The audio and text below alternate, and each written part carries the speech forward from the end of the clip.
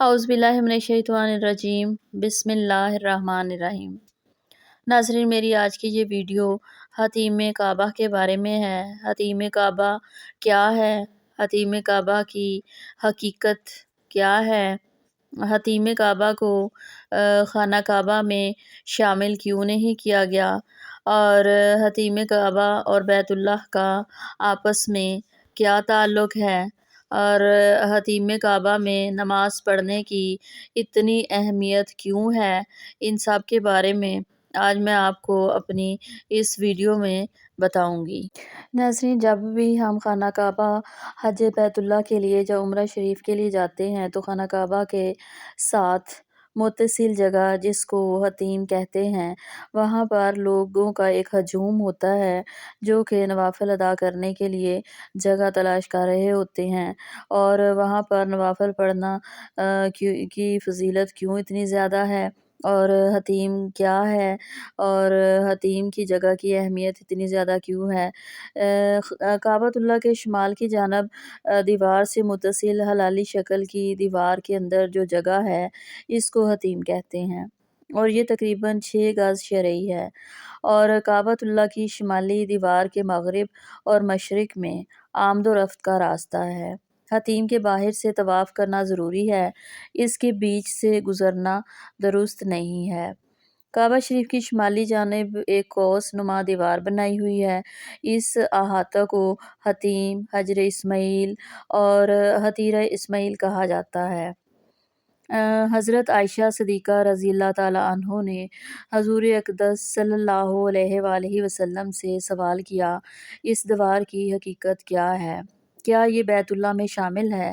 تو نبی کریم صلی اللہ علیہ وآلہ وسلم نے فرمایا کہ یہ بیت اللہ میں سے ہے، اور ام المومنین رضی اللہ تعالیٰ عنہ نے عرض کیا تو پھر اسے بیت اللہ میں داخل کیوں نہیں کیا گیا؟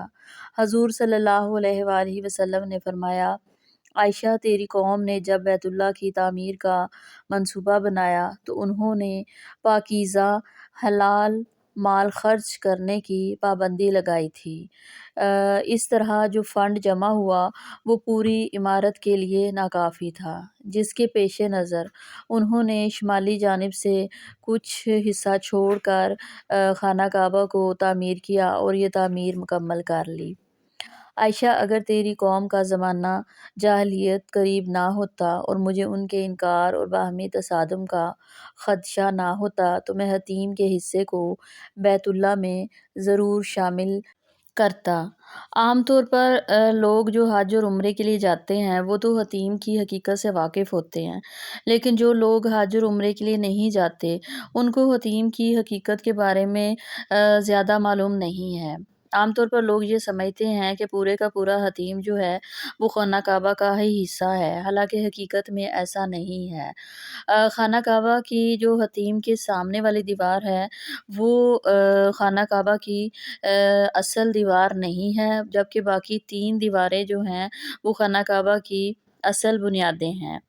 لیکن خانہ کعبہ کی جو حتیم کے سامنے والی دیوار ہے اس کا کچھ حصہ خانہ کعبہ کا اندرونی حصہ ہے، اور جو باقی حصہ ہے وہ حجر اسماعیل ہے، جہاں پر بی بی ہاجرہ اور حضرت اسماعیل علیہ السلام رہائش پذیر تھے اور وہ وہیں پر رہتے تھے۔ ناظرین، جب حضرت ابراہیم علیہ السلام اور حضرت اسماعیل علیہ السلام نے خانہ کعبہ کی تعمیر دوبارہ سے کی تو انہوں نے خانہ کعبہ کی تعمیر ان کی اصل بنیادوں پر ہی کی تھی، لیکن جب ان کے بعد خانہ کعبہ کی تعمیر کی گئی تو اس وقت قریش کے پاس ناکافی سرمایہ ہونے کی وجہ سے اور حلال سرمایہ کی کمی کی وجہ سے خانہ کعبہ کی تعمیر اس کی اصل بنیاد پر نہیں ہو سکی، اور اس کی 3 دیواریں اس کی اصل بنیاد پر قائم کی گئیں، جبکہ شمالی دیوار جس کا 3.1 میٹر حصہ جو ہے وہ خانہ کعبہ میں شامل نہیں کیا گیا، اور وہ بغیر چھت کے رہا، اور وہ حجر اسماعیل میں شامل ہو گیا۔ اور حجر اسماعیل وہ حصہ ہے यहाँ पर हज़रत हाजरा और हज़रत इस्माईल अलैहिस्सलाम ने सकूनत इख्तियार की और जब उनकी वफ़ात हुई तो उनको हजर में ही दफ़न किया गया। अब अगर आप लोग उम्रा या हज के लिए जाते हैं और अगर आप 3.1 मीटर हतीम के दीवार जो खाना काबा की तरफ है उसके अंदर नवाफ़िल अदा करते हैं, तो इसका मतलब है कि आपने खाना काबा के अंदर नवाफ़िल अदा किए।